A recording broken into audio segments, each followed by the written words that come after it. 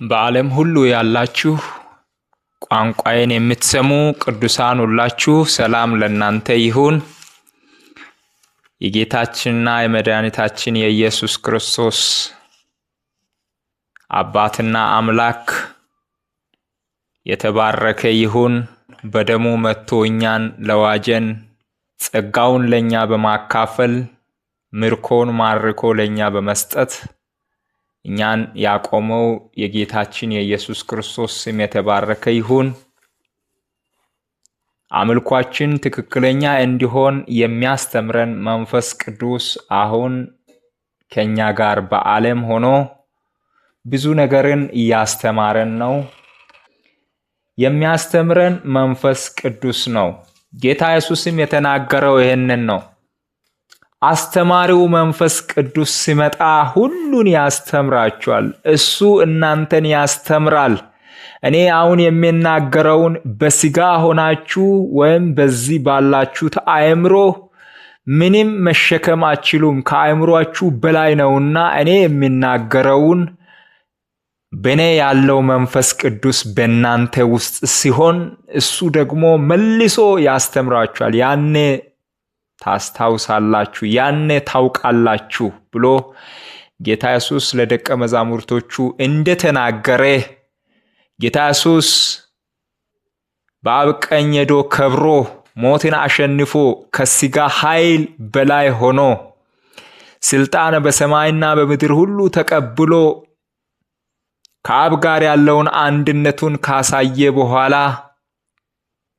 ለደቀ መዛሙርቶቹ ሁሉ ይህን ስልጣን ሰጥቻለሁ ያለውን ስልጣን ከመንፈስ ቅዱስ ጋር ስሰጥ ያኔ 3 ዓመት ተኩል ጊዜ መካከል ያዩትና የሰሙትን ሁሉ እያንዳንዱን ነገር በጽሑፍም ጽፈው በቃልም አስተምረው በተግባርም ኖሩ። ይህን ሁሉ እንዲያደርጉ ያደረገው መንፈስ ቅዱስ ራሱ ነው እንጂ ሰዎቹ አይደሉም። ሰዎቹን ስናይ በጣም ደካማ ሰዎች ነበሩ። ፊት ቀዳሚ ሆኖ ከጌታ ኢየሱስ ጋር ቆሞ ይናገር የነበረው ወዲያው ለሚነሳ ጥያቄ መልስ ለመስጠት ይፈጥን የነበረው ጴጥሮስ እንኳ ስናይ በጣም ደካማ ሰው ነበር። ጌታ ኢየሱስን ከሱ ጋር አልነበርኩም ብሎ ክዶታል። ከኋላ ግን ያ በጌታ ውስጥ የነበረው መንፈስ ቅዱስ ሲመጣ እንደ ኃያልና ብርቱ ሰው ሆኖ ሰዎችን ሁሉ ከነበሩበት ውድቀትና ዝቅጠት ከጠፉበት ቦታ ሁሉ ወደ እግዚአብሔር መንግስት የመሰብሰብ ስልጣን አግኝቷል። ስለዚህ ትልቁን ስራ የሚሰራው አስተማሪው መንፈስ ቅዱስ ራሱ ነው። ስለዚህ ያ መንፈስ ቅዱስ አሁን በእኛ መካከል ነው ያለው። እስከ ዓለም ፍጻሜ ከኛ ጋር የሚኖር መንፈስ ነው የመጣው እንጂ እንደ ብሉይ ኪዳን በነቢያት ላይ ወርዶ ከዛ በኋላ የሚወጣ መንፈስ አይደለም። ብሉይ ኪዳን ላይ መንፈስ ቅዱስ ይወርድና ብዙ ነገርን ያሳያል፣ ይነግራል ለሰዎች። ለሕዝቡ የሚያስፈልገውን ከተናገረ በኋላ ከሰውየው ተለይቶ ይሄድ ነበርና ያው አያርፉም ነበር። ነቢያቶቹም መንፈስ ቅዱስ እስኪመጣ ድረስ መጥቶ እስኪናገር ድረስ ምን እንደሚሆን አያውቁም ነበር፣ ዝም ብለው ይጠብቁ ነበር። አሁን ግን መንፈስ ቅዱስ በእኛ ውስጥ ነው ያለው። ስለዚህ በክርስቶስ በትክክለኛው እምነት አምነን ዳግም ለተወለድን ወይም ሰማያዊ ዜጋ ለሆንን ሰዎች መንፈስ ቅዱስ በውስጣችን ነው ያለው። ስለዚህ ሌላ የትም ለማግኘት ቃሉን ለመማር ብዙ ነገር ለማለት አንንከራተትም። ስለዚህ ዛሬ መንፈስ ቅዱስ የሚያስተምረን ቃልን ማቴዎስ ወንጌል ምዕራፍ 10 ከቁጥር 16 ላይ ያለውን ቃል በማንበብ ይጀምራለሁ። እነሆ እኔ እንደ በጎች በተኩላዎች መካከል እልካችኋለሁ። ስለዚህ እንደ እባብ ልባሞች፣ እንደ ርግብ የዋሆች ሁኑ። ነገር ግን ወደ ሸንጎ አሳልፈው ይሰጧችኋል፣ በምኩራቦቻቸውም ይገርፏችኋልና ከሰዎች ተጠበቁ። ለእነርሱና ለአሕዛብም ምስክር እንዲሆን ስለ እኔ ወደ ገዢዎች ወደ ነገሥታት ትወሰዳላችሁ። አሳልፈውም ሲሰጧችሁ የምትናገሩት በዛች ሰዓት ይሰጣችኋልና እንዴት ወይስ ምን እንደምትናገሩ አትጨነቁ። በእናንተ የሚናገር የአባታችሁ መንፈስ ነው እንጂ የምትናገሩ እናንተ አይደላችሁምና። ስለዚህ እዚች ቦታ ላይ የምናየው ጌታ ኢየሱስ እልካችኋለሁ የምትናገሩት እናንተ አይደላችሁም። ተልከን ስንሄድ ወደ ዓለም ሁሉ ስንሄድ የምንሄድበት ቦታ ምን አይነት እንደሆነ የምንሄድ ሰዎች ራሳችን እኛ ማን እንደሆነን የሚልከን ደግሞ ማን እንደሆነ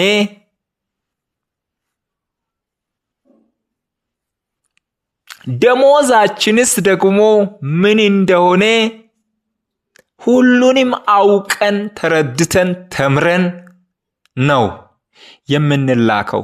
ስለዚህ አሁን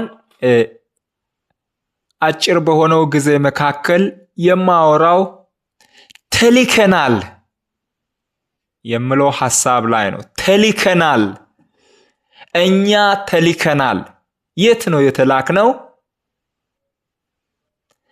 የሚሰሙን እነማን ናቸው የሚሉ ነገሮችን እያነሳን እናያለን ማለት ነው። ጌታ ኢየሱስ እዚህ ጋር ሲናገር ነው እኔ እንደ በጎች በተኩላዎች መካከል እልካችኋለሁ ነው። እንደ በጎች በተኩላዎች መካከል ምን አይነት አስገራሚ ነገር ነው! ቅኔ ነው ይሄ። በጣም የሚገርም ቃል ነው። እዚህ ጋር አሁን እናንተን እንደ እንጀራ በሚጎርሱት መካከል እኔ እልካችኋለሁ እያለ ነው። ታዲያስ እንዴት ከዛ እንወጣለን ብለው ልባቸው እንዳይደነግጥ ደግሞ ለመውጣት አትቸገሩ፣ ብዙም አትልፉ፣ ብዙም አታስቡ፣ ብዙም አትጨነቁ። ሰዎቹ ተኩላዎች ናቸው እንጂ እናንተን ምንም አያደርጉም። እናንተን ሲል ስጋቸው ላይ ትኩረት አድርጎ አይደለም ጌታ ኢየሱስ እየተናገረ ያለው። ስጋችሁን እንደፈለገ ሊገርፏችሁ ይችላል፣ እንኳን ሊገሉም ይችላሉ፣ እንደፈለጉ ሊያደርጉም ይችላሉ። እኔ አስተማሪያችሁ አሳያለሁ፣ ይሄንን አስቀድሜ በእኔ ላይ ታያላችሁ ነገሩን። አሁን ግን እልካችኋለሁ፣ ትሄዳላችሁ። እኔም ተልኬ ነው የመጣሁት። አባቴ ልኮኝ ነው፣ ተልኮ ይዤ ነው የመጣሁት። አባቴ ስልከኝ በእነዚህ በሚታዩት ተኩላዎች መካከል ተልኬ ነው የመጣሁት። እንደዛው እናንተም በተኩላዎች መካከል ትሄዳላችሁ። ግን አንድ ነገር ማድረግ ያለባችሁ ነገር አለ። እሱም እንደ እባብ ልባሞች፣ እንደ ርግብ የዋሆች ሁኑ። እባብ በጣም አንድን ነገር የማስታወስና በሽታው የተቀበለውን ነገር የመያዝ አቅም አለው። ስለ እባብ በሳይንስ ስናጠና አይን፣ ጆሮ ባይኖረውም በአፍንጫና በሰውነቱ ቫይብሬት በሚደረገው በቆዳና በአፍንጫው በሚያሽትተው ሽታ ነው ብዙ ጊዜ ነገሮችን በራሱ በአእምሮ ውስጥ ሴቭ የሚያደርገው። ከዛ ያን የተቀበለውን ሽታ አይነት ሁለተኛ ጊዜ ሲመጣ ሲያገኝ ያኔ ወይ የመታ ሰው ሊሆን ይችላል፣ ወይ የሆነ ነገር ያደረገ ሰው ሊሆን ይችላል ያውቃል። ወይም የሚበላው ነገር ከሆነ የሚበላው ነገር ነውና እሱን ሽታውን ተከትሎ ሊበላ ይሄዳል። እንደዛ ነው። እባብ ብዙ ጊዜ ያው ይሄ ነው ባህሪው ማለት ነው። እርግቦችም ደግሞ በጣም የዋሆች ናቸው። ሌሎችን የመጉዳት ጉዳይ የላቸውም፣ ሐሳብም የላቸውም። መብላት የሚገባቸውን ነገር ይበላሉ እንጂ ያው ሌሎች እንስሳትን፣ ሌሎች አዕዋፋትን ከነሱ ጋር የሚኖሩትን የትኛውንም ነገር መንካት፣ መጉዳት የሚል ሐሳብ የላቸውም። የዋሆች ናቸው። ዝም ብለው መኖር ነው። ስለዚህ እንደነሱ ሰዎችን፣ ሌሎችን ለመጉዳት እንትናን ልጉዳ፣ እንትናን እንደዚህ ላድርግ፣ እንትናን እንደዚህ አድርግ፣ እንዲህ አድርግ፣ ከሱ ከእጁ ከኪሱ ከምኑ እንደዚህ ላውጣ የሚል ሐሳብ አይኖራችሁ። የተጎዳችሁበት ቦታ ካለ ደግሞ ሁለተኛ ወይም የተሳሳታችሁበት ወይም የተገፋችሁበት የሆነ ቦታ የሆነ ነገር በእናንተ ላይ የደረሰበት ቦታ ካለ ያን ኮንሲደር አድርጉ። ሁልጊዜ አእምሯችሁ ላይ ያን ቦታ አስታውሱ። እንደገና ራሳችሁን አስተምሩ። ሁለተኛ ላለመድገም አስተምሩ። ሁሌ የሚማር ልብ፣ ነገሮችን በአእምሮ የመያዝ አቅም ያለ ልብ ይኑራችሁ። ተኩላን ካያችሁ ተኩላ መሆኑን ካረጋገጣችሁ እንዳይበላ ወይም በተኩላ ላለመበላት የምታደርጉትን ነገሮች ሁሉ በአእምሮአችሁ ያዙ። ጠላትንም ወዳጅንም በአእምሮአችሁ ለዩ፣ ግን ለመጉዳት እንዳትዘጋጁ። ማንንም ለመጉዳት አትዘጋጁ የሚል ነው። ስለዚህ ተልካችኋል። እኔም እንደዚህ ነው። አይታችኋል፣ ህይወትን አይታችኋል። ስለዚህ በእኔ ያያችሁት በእናንተም የሚሆን ነው እያለ ጌታ ኢየሱስ ያስተምር ነበር። ስለዚህ ጌታ ኢየሱስ አስተማሪ ስለነበረ ያስተማረውን ሁሉ በተግባር እያሳየ ይሄድ ነበር። በተግባር እያዩም ነበር። ስለ እግዚአብሔር መንግስት ሲያስተምርና ሲገስጻቸው በትክክል በስነ ስርዓት አቅጣጫ እያሳየ በተግባርም በንግግርም በኑሮ በሁሉ ያስተምር ነበር። የመጨረሻውን ፈተና የመጨረሻውን ሲኦሲያቸውን ሲሰጥ ለራሱ በመሞት ነበር። እሱ ሞተ፣ እነሱ ተበተኑ። መሪያቸው ነበረ፣ ከፊታቸው የሚሄድ ነው። አይኔን የሚነካውን ግደሉ አላለም። እኔን ጋርዶ ናችሁ ከዙሪያ የቆማችኋልና አይኔን የሚነካውን ካለ ግደሉም አላለም። ሁለተኛ እኔ እንደዚህ ታዋቂ ነኝና አሁን በፊታችሁ እነዚህን እኔን የሚያሳድዱትን እኔ ቃል አውጥቼ ሲገል ማየት እዩ ብሎ ሰዎችን በቃል አልገደለም፣ በንግግር አልነካም፣ አልጎዳቸውም። ያላቸውን ሞኝነት፣ ለእግዚአብሔር የማይገባውን አይነት ሞኝነት በአእምሮአቸው በሰዎች አእምሮ ሲያይ እሱን ነበር የሚመታው እንጂ ሰዎችን ሁሉንም ይወድ ነበር፣ ሁሉንም ይይዝ ነበር። ከዛ ካለማወቃቸው የተነሳ ለመግደል እንኳ ተማምለው በሱ ላይ ሲነሱ መጨረሻ ላይ እንዲህ አለ፣ አሁን እኮ የሚያደርጉትን አያውቅም። ምንም አያውቁም እኮ፣ አልተረዱም።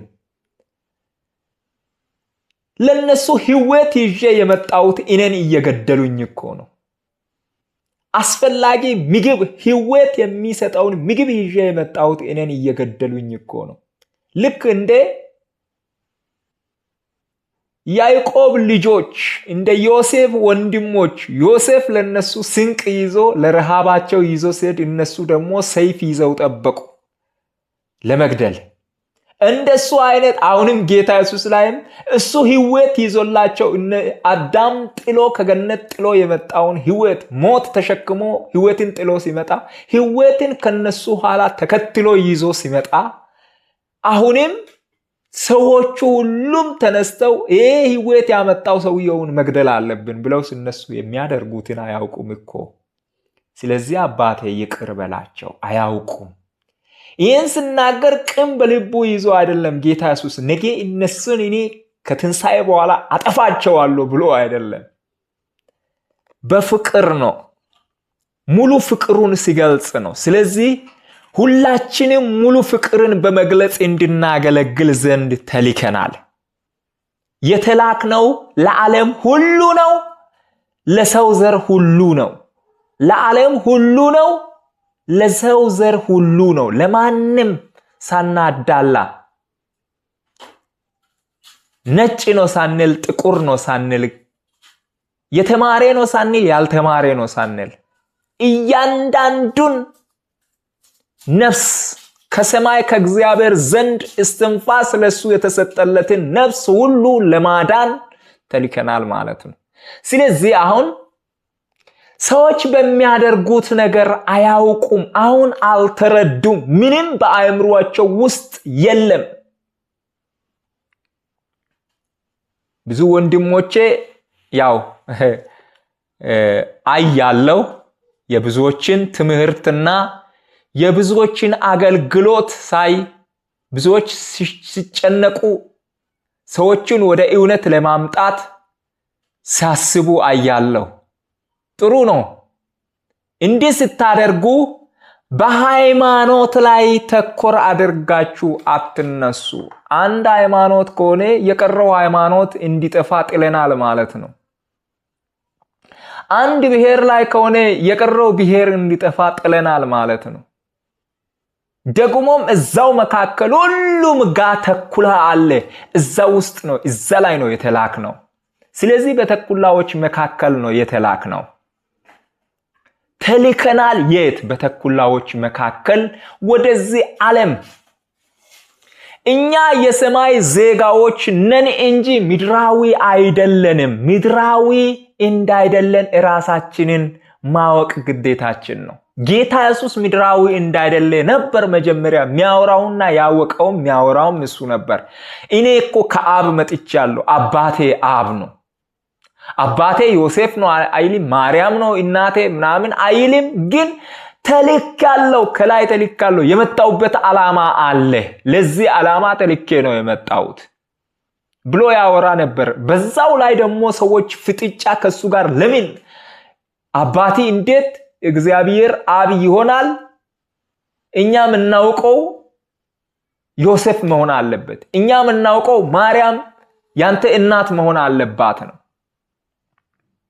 አው አልተሳሳቱም እኮ በራሳቸው አረዳድ። እነሱ በራሳቸው አረዳድ አልተሳሳቱም።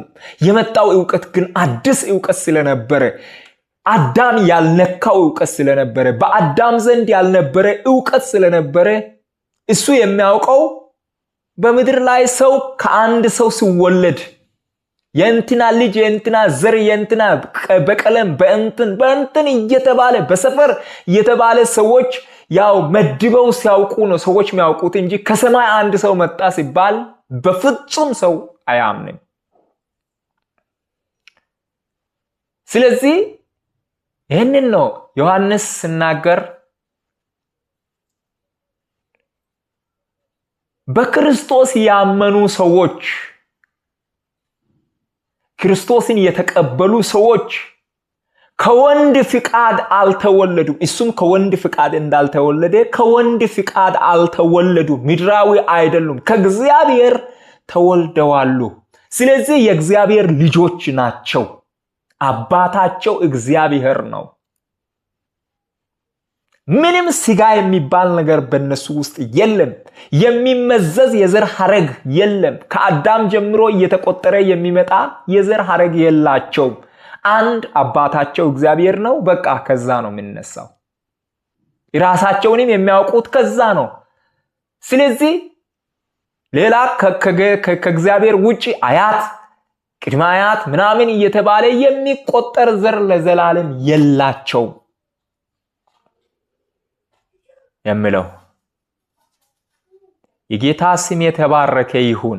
ስለዚህ የተላኩ እነማን ናቸው ሲባል እንደዚህ ራሳቸውን ያወቁ ናቸው። ጌታ ኢየሱስ ከሱ ኋላ 12ቱ ይከተሉ ነበር። ሌሎችም አሉ። ይከተሉ ነበር። እሱን በእውነት በመንፈስ የተከተሉትን ያመለኩትን ወይም እግዚአብሔር አብን ያመለኩትን በሰዓቱ በስጋ በነበረው ሰዓት ላይ አምልኩኝም አላለም ጌታ ኢየሱስ። አሁን አብን ብቻ አምልኩ፣ አሁን አብን ብቻ እወቁ፣ እኔን የላከኝን ብቻ እወቁ። አሁን አታም ግን ሲሄድ በስሜ የምትለምኑትን ሁሉ አብ ለእናንተ ይሰጣልና የዛኔ በስሜ ትለምናላችሁ። አሁን በስሜ ለምኑም አላለም። ምክንያቱም እሱ የመጣው በስጋ ዓለም ላይ ስጋ ለብሶ እንደ ሰው ተልኮ ስለመጣ ተልኮውን ይዘን ስንመጣ ልንመለክ እዚህ ራሳችንን አሳልፈን እንደ አምላክ አናቆምም። አገልጋዮች ነን። አገልጋይነት ዝቅ ማለት ነው። አገልጋይነት ይዞ ለሰዎች ያቀረበውን ነገር ሰው ምግብ ቢሆን ሰዎች እንዲመገቡ የሚያስተናግዱ ሰዎች ተሰቃይተው ከእሳት ጋር እዛው ታግለው ሰርተው ይሄን ሁሉ አምጥተው ደግሞ ንጹህ ለብሰው ጥሩ ለብሰው ቁጭ ያሉትን ሁሉ እዚህ ሰዎች እጃቸውን ታጥበው ሲበሉ እነሱ ይሄን ሁሉ ለፍተው ነው የሚያገለግሉት። ማገልገል ይሄ ነው። የትም ገፍተን ነው፣ ለፍተን ነው፣ ሰርተን ነው።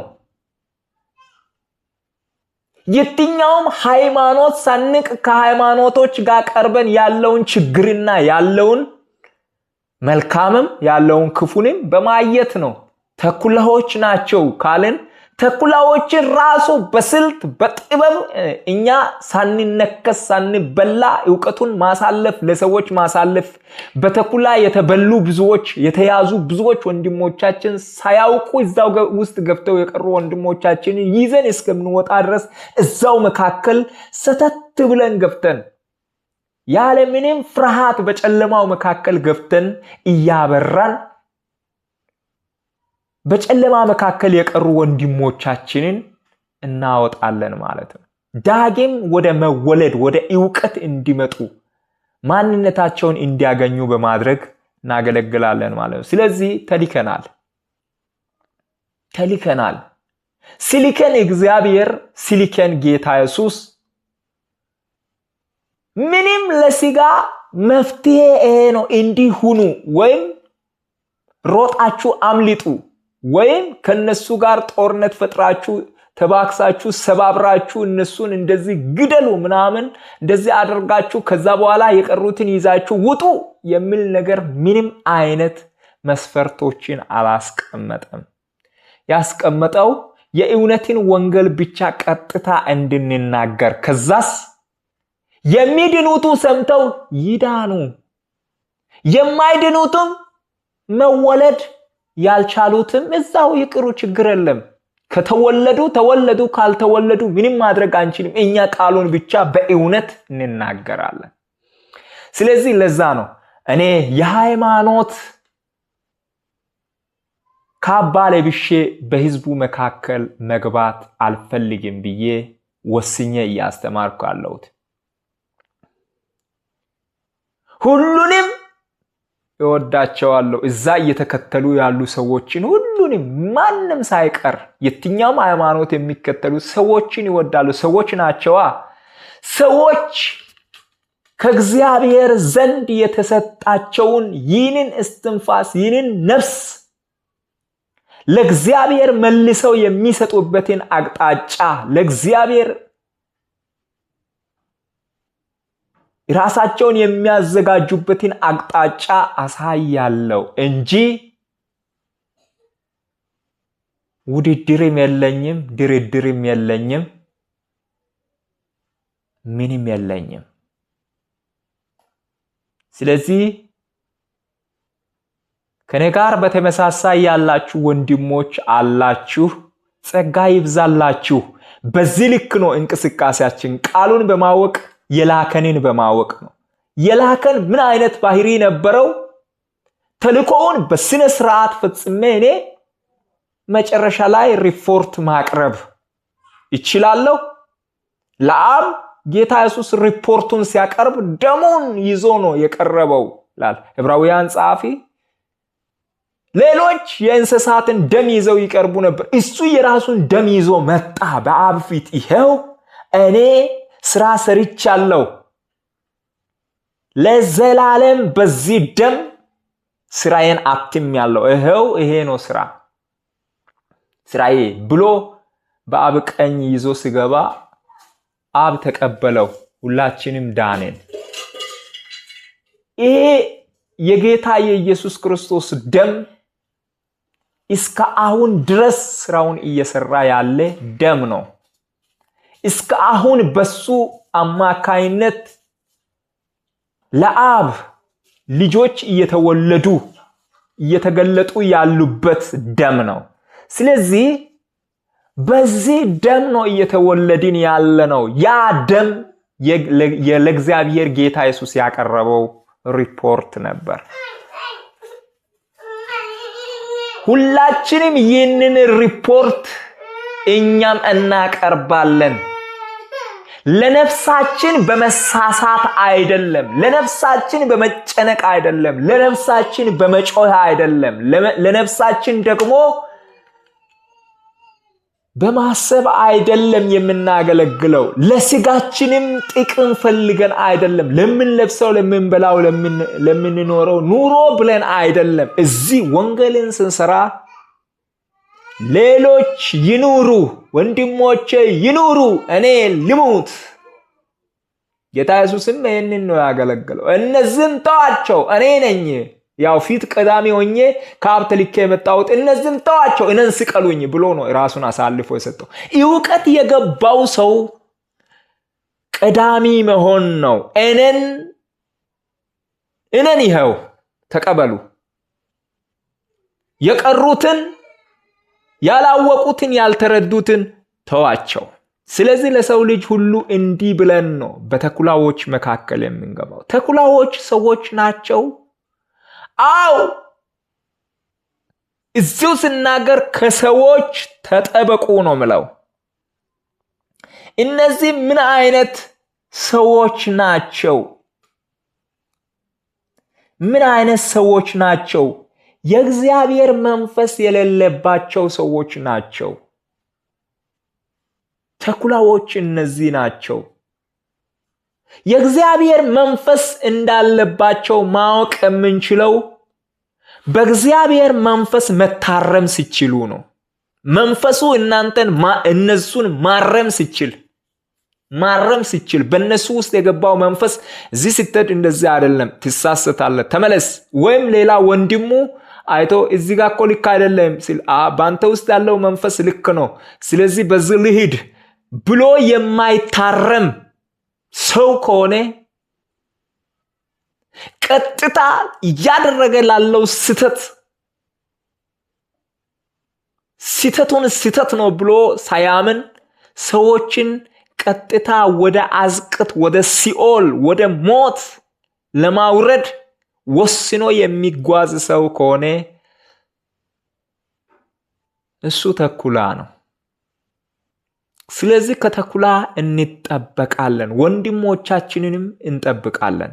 ጌታ ኢየሱስ ያስተማራቸውን ከሱ ኋላ የተከተሉትን ሁሉ ጠበቃቸው። እነሆ እኔ ጠብቄያቸዋለሁ። ዮሐንስ ወንጌል ምዕራፍ 17 ላይ እነሆ እኔ ጠብቄያቸዋለሁ እንድትቀድሳቸውም እኔ ራሴን ቀድሻለሁ፣ ስለነሱ ብዬ ራሴን ቀድሻለሁ።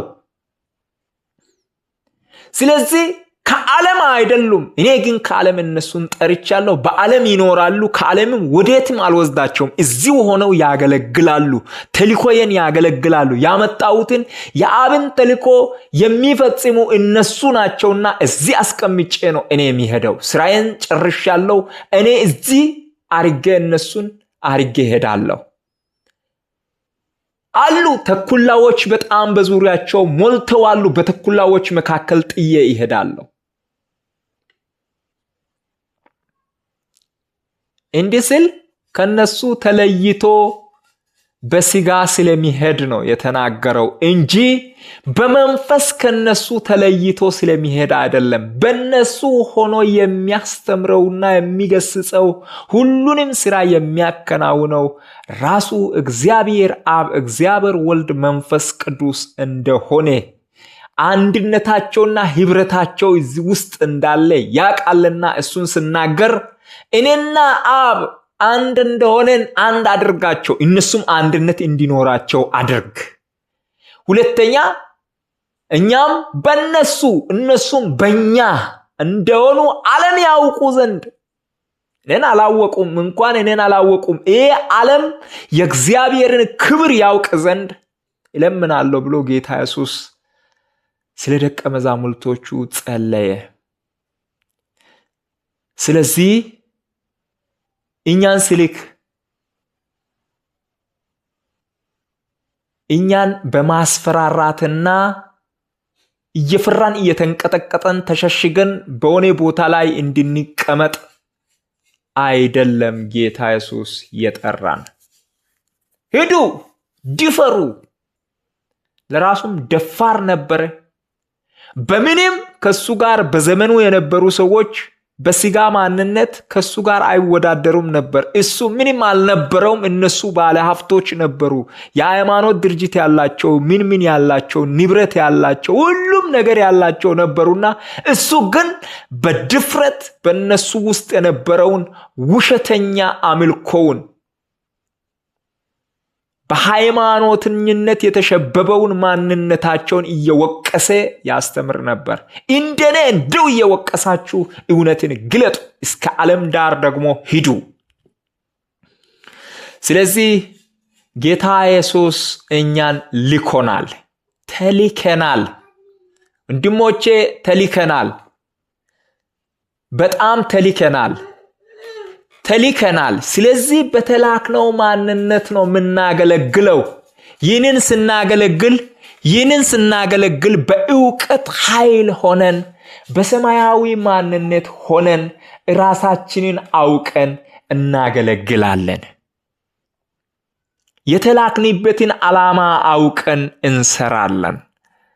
ሪፖርቶቻችንን በትክክል ጌታ ኢየሱስ ለአብ እንዳቀረበ ለጌታ ኢየሱስ እናቀርባለን። ምክንያቱም ስልጣን በሰማይና በምድር ሁሉ ተሰጠኝ። ይህን የተቀበላችሁት ስልጣን ደግሞ እኔ ለእናንተ ሰጥቻለሁና በዚህ ስልጣን እስከ ዓለም ዳር ድረስ ሂዱ ብሎ ከአብ የተቀበለውን ስልጣን ይዞ ወደ አብ አልሄደም። ጌታ ኢየሱስ አገልግሎ ያን ስልጣን ደግሞ ለሚያገለግሉት ሰጥቶ ነው የሄደው። ስለዚህ አገልግለን ደግሞም ለሚያገለግሉት እና በእግዚአብሔር ፊት መቆም ለሚችሉት ኃይል ሰጥተን ነው መሄድ ያለብን። የምንሄድ እንኳን ከሆነን አሁን ወደ ፍጻሜው እየተቃረብን ስለሆንን የፍጻሜ ቅዱሳንን ሁሉ ሰብስበን የሰይጣንን መንግስት ማፍረስ ግዴታችን ነው። ስለዚህ ሪፖርቱ ጌታ ኢየሱስ ያስቀመጠውን መስፈርቱን በጠበቀ ሁኔታ መሆን አለበት። ወንድሞቼ በጣም ይወዳችኋለሁ። በብዙ አይነት ሁኔታ ውስጥ ሆናችሁ እውነትን ለመግለጥ የምትጥሩ ወንድሞች እንዳላችሁ አውቃለሁ። ጸጋ ይብዛላችሁ። ጦርነቱን ፊት ለፊት መጋፈጥ እንጀምር። ተልከናል፣ እኔ ተልካለሁ በማለት በአንበሳ ማንነት በጭካኔ ወደ አደባባይ ወጥተን ከተኩላው ጋር ትንንቅ እንይዛለን። የሚበላው ስጋ ነውና ስጋውን ለጥርሱ፣ ነፍሳችንን ደግሞ ለእግዚአብሔር ክብር እንሰዋለን።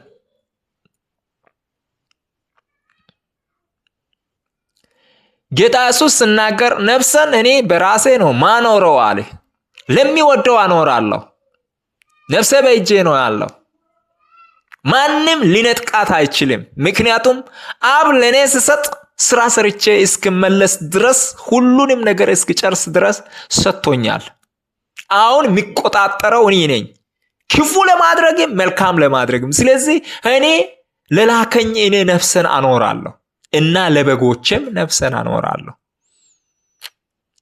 እውነቱን ሰርቼ አልፋለሁ ብሎ ነው ጌታ ኢየሱስ ፎክሮ የገባበት። ከዛም መጨረሻ ላይ አንተን እኮ ማዳን እንችላለን፣ መግደልም እንችላለን፣ ስለዚህ አንተ ለምን አትናገርም ብሎ ነገስታቶች እንኳን በላዩ ላይ ቆመው ቢዝቱ እንኳን ከሰማይ ካልሆነ በስተቀር ማንም ነፍስን ሊነካ የሚችል የለም። ከሰማይ ብቻ ነው ለኔ ቀጥታ እየተሰጠኝ። እሱ የሰጠኝ ማንሳት መስጠትም ማንሳትም የሚችል አምላክ ነው። እሱ ነው የሚፈራው እንጂ እናንተ እኮ መስጠትም ማንሳትም አትችሉም። እንኳን ራሳችሁ የራሳችሁ ነፍስ በራሳችሁ ማኖር የማትችሉ ናችሁ። ስለዚህ ስልጣኑ ለእናንተ አይደለም። ብዙ ሰዎች ምድር ላይ ሆነው የሆነ ትንሽዬ ጥንጥዬ ምንም እዚህ ግባ የማይባለውን ትንሽዬ ስልጣን ሲቀበሉ ራሳቸውን አምላክ ያደርጋሉ። እኔ እኮ ነው አንተን ማኖሮ አንቺን ማኖሮ እኔ ነኝ፣ ከኔ በላይ ማን አለ ብለው ይፎክራሉ። ማንም ነፍስን አያኖራትም፣ ማንም ነፍስን አያጠፋትም። እንደተሰጠኝ እንዲሁ ዘርቼ ሪፖርቱን ለጌታዬ ይመልሳለሁ ብለን ነው ወስነን የምንንቀሳቀሰው። ስጋዬ ቢሞት ስጋ ነው የሚሞተው፣ ነፍሴ አይሞትም። ስጋንና ነፍስን በአንዴ ማጥፋት የሚችለው ጌታ ኢየሱስን ይፈራለሁ፣ እሱን እፈራለሁ እንጂ ስጋን አጥፍቶ ነፍስ ላይ ምንም አይነት ነጥብም ያክል ነገር ለማያመጣው ለማንም አልፈራም ብለን ግን እውነቱን ለመግለጥ በዚህ ልክ ጨክነን እንንቀሳቀሳለን። ብዙዎች እኮ ለውሸትም እንደዚህ እኮ ጨክነዋሉ። ለማይረባ ነገር ለምድራዊ ነገርም እኮ እኔ በቃ ሞታለሁ ያሉ ራሳቸውን ሰጥተዋሉ። ግን ለመጣንለት ዓላማ ስንሞት ሽልማት አለን። ለዛ ሽልማት እንንቀሳቀሳለን። ለምድራዊ ዝና አይደለም፣ ለምድራዊ ስም አይደለም፣ ለምድራዊ ታዋቂነት አይደለም የምንንቀሳቀሰው። ስለዚህ እንደ በግ በተኩላዎች መካከል ነው እየተላክነው። እንደ ተኩላ በበጎች መካከል አይደለም። ዘነጣጥለን እንበላለን፣ ሰዎችን ሁሉ እናጠፋለን፣ ራሳችን እንደዚህ እንኖራለን፣ እኛ እንደዚህ የበላይ ነን የሚል ሃይማኖትም የሚል ግለሰብም የሚል ልብ ያላቸው ሰዎች ሁሉ ይህንን ማንነት ከጌታ ኢየሱስ አልተቀበሉም። ሌቦችና ዘራፊዎች ናቸው። ስለዚህ አሁን እንትና ጋር ችግር አለ ብዬ ከማንም ጋር ይሄንን ነገር ለመታገል መከራ አላይም። ተኩላ ከሆነ ተኩላ ነው ብለን እንተዋለን፣ ችግር የለም። ተኩላዎች ዋጋቸውን የሚያገኙበት ጊዜ አለና አሁን በተኩላነት አእምሮ ሰው እንዳይመላለስ ከዛ የሰዎችን አእምሮ የመማረክ ስራ ነው የምንሰራው። ምሽጎችን የመማረክ ስራ፣ ምሽጎችን የማፍረስ ስራ እንሰራለን። አምልኮ በተቀደሰ አእምሮ፣ በተቀደሰ ማንነት፣ በተቀደሰ ነፍስ ለእግዚአብሔር መፍሰስ ነው። በእግዚአብሔር ፊት መቅረብ ነው። የእግዚአብሔርን ፈቃድን አገልግለን ማለፍ ነው። አምልኮ እሱ ነው እንጂ ክርክርም አይደለም፣ ንትርክም አይደለም፣ ውድድርም አይደለም፣ ጭቅጭቅም አይደለም፣ ሃይማኖቴ ይበልጣል ማለትም አይደለም። ምን ቸገረኝ ስለ ሃይማኖት? ምን ቸገረኝ ስለ ስጋዬ? ምን ቸገረኝ ስለ ዘሬ፣ ስለ ምናምኔ፣ ስለ ጎሳዬ? ምንም የለኝም ምድር ላይ። ይህንን ነው የምናውቀው። ከምድር ወጥተናል የምለውን ባለፈ አስተምሬያቸዋለሁ። ከምድር ወጥተናል። እኛ ከምድር በላይ ነን። አሁን ያለነው በሰማያዊ ስፍራ ነው። አእምሮአችን ባለበት፣ ልባችን ባለበት፣ ሁላችንም እዛ ነው ያለነው ማለት ነው። የሰው ልብ ባለበት ቦታ ነው አካሉ፣ ማንነቱም፣ ህይወቱም ሁሉ ያለው። ገንዘብ ላይ ልቡ ካለ ባንክ ቤት ነው ልቡ ያለው። ደግሞ ህይወት ላይ ከሆነ ህይወት ለማግኘት እየጣረ ከሆነ ህይወቱ በሰማያዊ ስፍራ ከክርስቶስ ጋር ህይወት ከሆነው ከክርስቶስ ጋር እዛው ተሰውሯል። ስለዚህ የተሰወረበትን ቦታ በማወቅ የሚያገለግሉት ይሞታሉ የሚል ፍርሃት የላቸውም። መጀመሪያውኑ በአብ ቀኝ ተሰውረዋል። አይሞቱም፣ ደግሞም በሆነ ነገር በሆነ ሁኔታ አይኖሩም። መኖርም በሆነ ሁኔታ አይደለም፣ መሞትም በሆነ ምክንያት አይደለም። ስራችንን ሰርተን ተግባራዊ አድርገን ማረፍ ካስፈለገን እግዚአብሔር ስራ ትክክል ነውና አይረፍ ይለናል። ካላስፈለገም ደግሞ ስራ ቀጥል ይላል። ኤልያስ እንኳን ሰርቻለሁ፣ አሁን በጣም ሰርቻለሁ ብሎ ራሱን አድንቆ እኔ በቃ ከዚህ በኋላ ሞት ይፈልጋለሁ ሲል፣ አው ስራ ጥሩ ነው፣ ስራ ሰርታል፣ ያቀረብከውም ሪፖርት ጥሩ ነው፣ ግን ትንሽ ይቀራል። አሁን ወደ ኋላ ተመልሰህ አሁን እየገመገምክ አይተህ ብቻዬን አንተ ስራን ሰርተህ የሆነ ትንሽ ነገር ነካ አድርገሃልና ሙሉ በሙሉ ስራ ውጤታማ እንዲሆን ከቦታ ሌላ ሰው ሳታስቀምጥ መሞት የለብህም። ስለዚህ ይህንን የጀመርከውን ገና አሁን እኮ ነው፣ ትንሽዬ ነገር እኮ ነው፣ ጫፉን ጀምረሃል። እስከ ፍጻሜ ስራ የሚሰሩትን ካላነሳህ ካላሳየ ምን ሰራህ ታዲያ? አልሰራህም እኮ። ስለዚህ ስራህ ሲገመገም ትንሽ ገና ጫፉን ነው የነካው። የበዓል ነቢያቶችን ቀዳም የነበሩትን ነው ያዋረድከው። ገና በጣም ወደ ውስጥ ዘልቀው ገፍተው ብዙ ሰዎች አእምሮ ላይ የተጫነውን አምልኮዎችን የበዓል አምልኮዎችን ሁሉ የሚፍቁትን አስነሳ። እነዛ በኃይል ከተነሱ በኋላ ከተቀቡ በኋላ አንተ ታርፋለህ። እረፍት ላንተ ሰጣለሁ፣ ግን አልጨረስክም። ስለዚህ እረፍት ለኛ የሚሰጠው ለእግዚአብሔር ሰዎች ራሱ የሚሰጠው ስራቸውን ሲጨርሱ ነው። ስለፈለጉም አይደለም፣ እኔ አርፋለሁ ስላሉም አይደለም፣ ስለጮሁም አይደለም፣ ስላለቀሱም አይደለም እረፍት የሚሰጠው። አንዳንዶቹ እግዚአብሔር ሆይ እንደዚህ ስራ ሰርቼ እንደዚህ እንዴት እስካሁን እንደዚህ እኔን በቃ ሰዎች አልተቀበሉኝ እንደዛ እኔን ግደለኝ ይላሉ። እኔን ግደለኝ አንልም። በራሱ ጊዜ ስራው ሲያልቅ እግዚአብሔር ራሱ ያሳርፈናል። እሱ እስኪያሳርፈን ድረስ እንሰራለን፣ ቀጥታ እንሰራለን፣ ተጽዕኖ በምድር ላይ እናመጣለን። ስለዚህ ተልከናል። በጣም ስራችንን እንሰራለን። ምድራዊ ተልኮ መንግስት እንስራ ብሎ ሲልኮ ሰው ለምድራዊ ለተራ ነገር ገንዘብ ተሰጥቶ አሁን ለሚጠፋው ነገር ወይ ሲም ተሰጥቶ ዝና ተሰጥቶ አሁን ለሚጠፋው ከስጋ ጋር ለሚቀበረው ነገር ለሚጠፋው ነገር በጣም ለፍተው በብዙ መከራ በብዙ አደጋ መካከል አስጨናቂ በሆኑ ሰፈሮች መካከል አደገኛ የሆኑ አካባቢ ላይ ተልከው እዛው ስራውን በመከራ ይሰራሉ። ከዛ በቃ መንግስትም ደግሞ የሚያስፈልጋቸውን እንደላከ የሚያስፈልጋቸውን ሪዋርድ ደሞዝ ምናምን ሊሰጥ ይችላል። እንደሱ አይደለም፣ ከዚህም በላይ ነው። እግዚአብሔር እኛን ልኳል።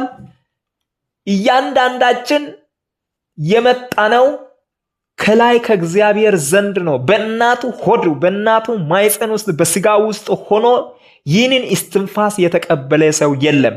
ከእናቱ ማይፀን እንደወጣ እንደተለየ ከእናቱ እንደተለየ ነው እስትንፋሱ በሱ ውስጥ የገባው። ስለዚህ ማንም ከእንትና ተወልጃለሁ ብልም እንኳ አሁን የሚኖረው እስትንፋሱና ማንነቱ ህይወቱ ውስጥ ላይ ህይወት ሆኖ እሱን እያንቀሳቀሰ ያለው ማንነት በራሱ አንድ ግለሰብ ሆኖ ነው የወረደበት። ስለዚህ ይህንን ሰው ማወቅ አለበት። የማንንም እስትንፋስ አልተቀበልክም። የማንንም ስጋ ተቀብለ ልትሆን ትችላለህ። የእንትና ልጅ ልትባል፣ ግን የማንንም እስትንፋስ አልተቀበልክም። ከእግዚአብሔር ዘንድ ቀጥታ ነው እስትንፋሱ ወደ አንተ የገባው። ይሄ እስትንፋስ ደግሞ ከሌላ ሰው በተውሶ ወይም ከሌላ ሰው ተለይቶ የተሰጠ አይደለም። ወደዚህ ምድር መጥቶ ስራውን ይሰራ ዘንድ ላንተ የተሰጠ እስትንፋስ ነው። ስለዚህ ከሰማይ ተልከናል። ተመልሰን ስራ ሰርተን ከአብ ጋር እንገናኛለን። ምክንያቱም ገና አዳም ሲፈጠር እግዚአብሔር ከምድር አፈር ፈጠረ ካለ በኋላ እስትንፋሱን በአፍንጫው እፍ ብሎ ሰጠ፣ ሕያው ነፍስ ሆነ ተብሎ ተጽፏልና ከእናት ማኅፀን ስንወጣ ሕያው ነፍስ የምንሆነው ወይም የምናገኘው ገና ከወጣን በኋላ ነው። እዛው ማኅፀን ውስጥ ሆነን ብናገኝ እኮ እዛው ውስጥ ሆነን መተንፈስም አንችልም፣ እንሞታለን። ኑሯችንም ደግሞ ህይወትም ደግሞ በእናት ማኅፀን ውስጥ ሲሆን በፕላሰንታ ነው። ስለዚህ ከዚህ የበለጥን ሰዎች ነን። ራሳችንን አውቀን በማንም እስትንፋስ አይደለም እየኖርኩ ያለሁት እኔ ራሴ ነኝ በማለት ራሳችንን በማወቅ ተልኳችንን በስነ ስርዓት እንፈጽማለን። በተኩላዎች መካከል ተልከናል፣ ለስጋችን አንሳሳም። በተኩላዎች መካከል ተልከናል፣ ለምንም አንጨነቅም። ለምንናገረውም፣ ለምንኖረውም፣ ለምንበላውም፣ ለምንጠጣውም በቃ በዕለት ዕለት ለሚደረገው ተግባር ለየትኛውም ነገር ሐሳብ በውስጣችን አይገባም። ምክንያቱም በዛን ሰዓት የሚያስፈልገንን ነገር ቃልም ቢሆን ሕይወትም ቢሆን የትኛውንም ነገር በሰዓቱ እንደሚያስፈልገን ስለሚያውቅ ይሰጠናል። ከምድራዊ መንግስት በላይ ታማኝ የሆነ መንግስት ነው እኛን የላከን። ስለዚህ ባለንበት ሆነን ምድራዊ ነገርን ከመሻት ይዘን የመጣነውን ዓላማ ሰርተን ለማለፍ ጥረት ማድረግ ያስፈልገናል። ስለዚህ ጸጋ ይብዛላችሁ። በጣም ደስ ብሎኛል። እውነተኛ አምልኮ ያው አንድ ሰው የላከውን ማወቅ፣ ሁለተኛ ደግሞ ራሱን የተላኩ እኔ ማን ነኝ ብሎ ከባለስልጣን የተላኩ ባለስልጣን ነኝ ብሎ ራስን ማወቅ፣ ከዛም በኋላ የሚሰራበት ቦታ ደግሞ ምን አይነት ቦታ ነው? የተመቻቸ ነው? በጫካ ነው? በዱር ነው? አስቸጋሪ በሆነ ቦታ ነው ወይ ቤተ መንግስት ነፃነት በተሞላበት በጋርድ ዙሪያዬ በተሞላበት ቦታ ላይ ነው የሚሰራው የሚለውን ሁሉ በማወቅ ያን ስናውቅ ደግሞ በፍርሃት በመንቀጥቀጥ እኔ በቃ እንዲህ ሊያደርጉኝ ይችላሉ በሚል ሳይሆን በሙሉ ድፍረት ነፍስን ከአብ ተቀብያለሁ፣ አብ ለእኔ ሰጥቶኛል፣ ለአብ አኖራታለሁ፣ ቅዱሳንን እስከ ማመጣ ድረስ እኔ ለቅዱሳን ነፍስን አኖራለሁ፣ ያወቅኩትን ዕውቀት በውስጤ ሳልደብቅ ለሌሎች ሁሉንም አስተላልፋለሁ እያለን እንኖራለን። ስለሰማችሁኝ ጸጋ ይብዛላችሁ። ጌታ ኢየሱስ የተልእኮው አባት በቅርቡ ይገለጣል። ማራናታ